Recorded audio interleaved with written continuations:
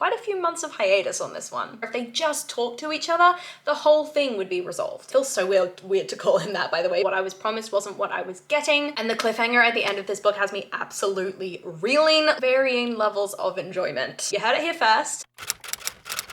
Hello, I'm Beth Joey and welcome back to my YouTube channel. If you're new here, welcome. This is the channel where I paint my face, turn my camera on and talk about some books. Ahead of my massive filming day today, I figured I would actually do something with my makeup rather than the sort of plain face that you've been seeing more recently, so I hope you like it. It's very orange now that I'm looking at it in my viewfinder. We're just gonna go with it. It's kind of like reminiscent of fall, which we're now at the end of, now that we're towards the end of November. But hey, we are nearly in December, which means the Christmas season is almost upon us. In the meantime, today's video is going to be the second in my book box battle series after quite a few months of hiatus on this one. I'll link the playlist up above for this series, but there's basically no point because there's only one other video in it. Basically, this series, if you don't already know, is my way of actually making myself read all the Fairyloot and Illumicrate books that I have gathered. I think there's like 20 books for each subscription box. So I've got a massive backlog of books that I need to read, and this is my way of actually reading them, figuring out if I'm liking the sorts of books that these subscription boxes are putting out there, and then using that to figure out if I actually want to re-sign up to any of them. Usually I would pick these books at random, but if you've watched some of my recent videos, you know that there are two subscription box books that are on my TBR for November anyway. First one is Belladonna by Adeline Grace, and then we have A River Enchanted by Rebecca Ross. Both fairly hunky books, both very similar in terms of their sprayed edges, I've just realized, which is kind of cool. Both definitely interesting books with varying levels of enjoyment. So the first book that I read was A River Enchanted by Rebecca Ross, and this book only got 2 stars from me. As for my reasoning why, I used Corpile to figure out all of my ratings, so I'm going to run you through each of the options. The first one is characters, and what I wrote here was, you know, characters are forgettable or haven't made an impression when immediately after reading the book you start writing your review and you can't remember any of their names, you can't remember any sort of details about any of them, they've just completely gone from your mind. I found the two main characters, Adara and Jack, very confusing in that they were set up to be these enemies to lovers that I was really looking forward to, you know, childhood nemesis and everything like that, but that lasted for all of about 2 minutes before Jack all of a sudden kind of fell in love with Adara and was really devoted to her. And then Adara, I felt like she was a really bland character. There wasn't much going on underneath the surface with her, which meant that their romance felt very surface level. As for the side characters, Torrin, I really liked him and his wife Sidra. Their backstory had a bit more depth and it was a bit more interesting, but I think their relationship again was a real struggle for me because it was just this back and forth mutual pining thing that went on for way too long, and it's one of those classic like miscommunication situations where if they just talked to each other, the whole thing would be resolved. So for characters, I gave this book 3 out of 10. On atmosphere, I definitely think it was helped by the fact that I listened to it audibly and I read it physically as well, so it was a mixed media, and the Scottish accent of the audible narrator was incredible. It really thrust me into just the Highlands and imagining the sweeping hills of Scotland, and I'd just been to Scotland as well, so I had a really like present image in my mind of what that would look like. So the setting and everything was really visual to me, but unfortunately I just didn't feel any tension between any of the characters, so I didn't really feel any energy in a lot of the scenes. This did get 7 out of 10, but it was really let down by the characters. As for writing, I gave this 5 out of 10 because it was very beautiful and almost lyrical in the way that it was written, but at the end of the day, I felt that it dawdled at times. It could also be really repetitive. And then in terms of plot, I really struggled with the plot of this story. The pacing in the first part of this story felt really slow and tedious, and it really was a slog to get through. And there was just a lot of time investigating a storyline that had no relevance to the overall outcome of what happened at the end of the story. And then in the second half of the book, when the plot changed and the true set of circumstances were revealed, it just felt really jumpy. There were a lot of moments that were either repeated or completely skipped over, so I never really knew where I was in the story, if I was reliving something from someone else's perspective, or if something had happened and I hadn't read it and was just being told about it later. So I gave the plot a 2. As for intrigue, I gave this a 2 as well because, again, like everything I said with the plot, it was dawdling. fine, and I just really had no interest in what was going on in the story because what I was promised wasn't what I was getting. Which brings us to logic, which I only gave 1 star, and I will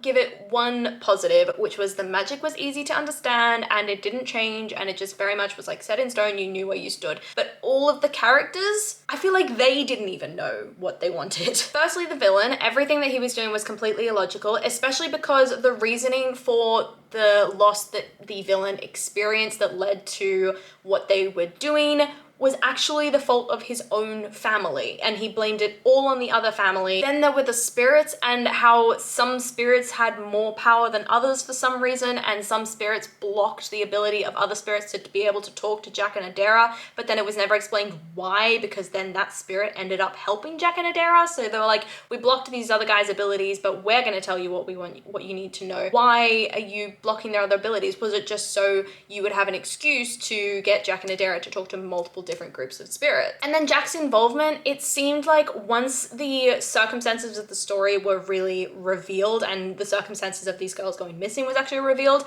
Jack's entire purpose in the story was completely irrelevant. So yeah, I gave logic 1 out of 10. And then for enjoyment, I gave it 3 out of 10. And my enjoyment was consistent in this story in that I didn't enjoy it. That is River Enchanted. Overall, it got 2 stars. This was the Illumicrate book. So now I'm moving on to the Fairyloot book, which was Belladonna, and I literally just finished this like an hour ago, so my thoughts on this one are very, very fresh, so you heard it here first. For Belladonna, I'm not going to tell you my overall rating until the very end because I want you to kind of be in suspense about what I think about this book and what the overall rating was and whether it won this particular competition, but I think it might be fairly obvious as I go through my thoughts on each of the prompts or each of the topics in Core Pile. So for characters, I wrote that I think I really liked Signa, but I'm not sure. She wasn't anyone that was like particularly groundbreaking for me, but she was enjoyable. Like I did enjoy being in her mind and watching her come to terms with all of her powers. Death was a bit creepy. It feels so weird to call him that, by the way, but Death, he was a bit creepy. He was a bit weird. He was definitely like a sort of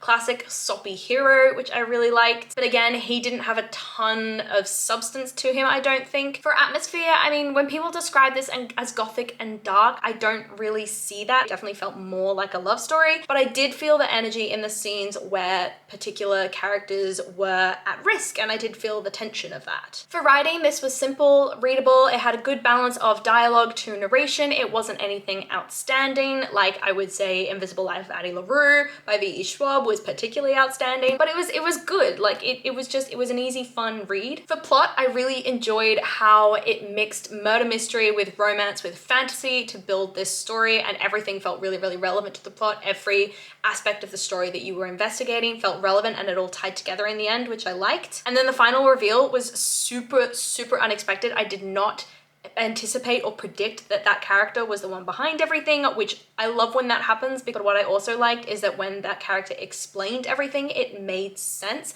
The logic was there, even though it was completely unexpected. I think the romance was pretty well paced too. I liked how they went from enemies to lovers, or at least they went from enemies to lovers on Signa's side. She definitely hated Death, and there was a period of time there where their relationship was kind of fraught, and then over time it built, and the relationship built in what felt like a natural kind of way. And the cliffhanger at the end of this book has me absolutely reeling. Like I cannot wait to meet the new character. For intrigue, my intrigue was high. I was reading this pretty much non-stop, so definitely got good points on that one. For logic, I found Death's logic slightly confusing, especially when the reveal about his identity was made. I didn't really understand why he had been kind of hiding for such a long period of time. But other than that, the motives for each character were fairly clear from the beginning, obviously excluding the character who was the sort of villain. But when he explained his motives, it made sense. But for all the other characters, you know, they just wanted to solve this murder and help Blythe, who was really, really sick. For enjoyment, I did enjoy this book. It's not 5 out of 5 stars, but I did have a good time with it. So my overall rating for each of these segments of this were: characters got 7 out of 10, atmosphere got 6 out of 10, writing got 7 out of 10, plot got 9 out of 10, intrigue got 7 out of 10, logic got 7 out of 10, and enjoyment got 7 out of 10, which means this book got 4 stars overall. So of the 2 books that I read for this book box battle, with Fairyloot definitely won out. It got double the rating of A River Enchanted. I really, really enjoyed Belladonna, and A River Enchanted I really struggled with, so